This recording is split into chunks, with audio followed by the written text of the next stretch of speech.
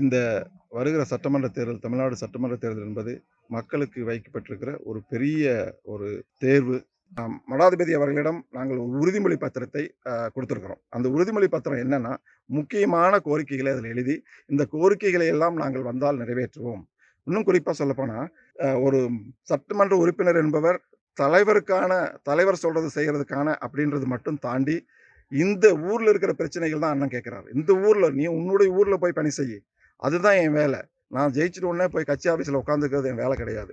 ஆக நாங்கள் மக்களிடம் ஒரு நம்பிக்கையை ஏற்படுத்துவதற்கு, நாங்கள் வந்தால் இவற்றையெல்லாம் செய்வோம் என்று உறுதியளித்து அந்த பத்திரத்தை நான் மடாதிபதியிடம் கொடுத்திருக்கிறேன். அது உங்க பத்திரிகையில நீங்க பார்ப்பீங்க.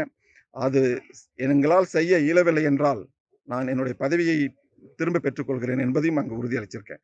ஸோ இது அ ஏன் இந்த மக்களுக்கு சொல்லணும்னா, என் மக்கள் நான் சொன்ன மாரி சின்ன சின்ன விடயங்களுக்கெல்லாம் ஏமாந்துடுறாங்க.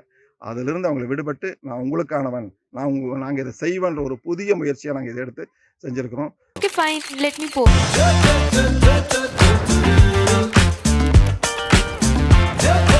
Your jewelries are so nice, ma'am. Thanks.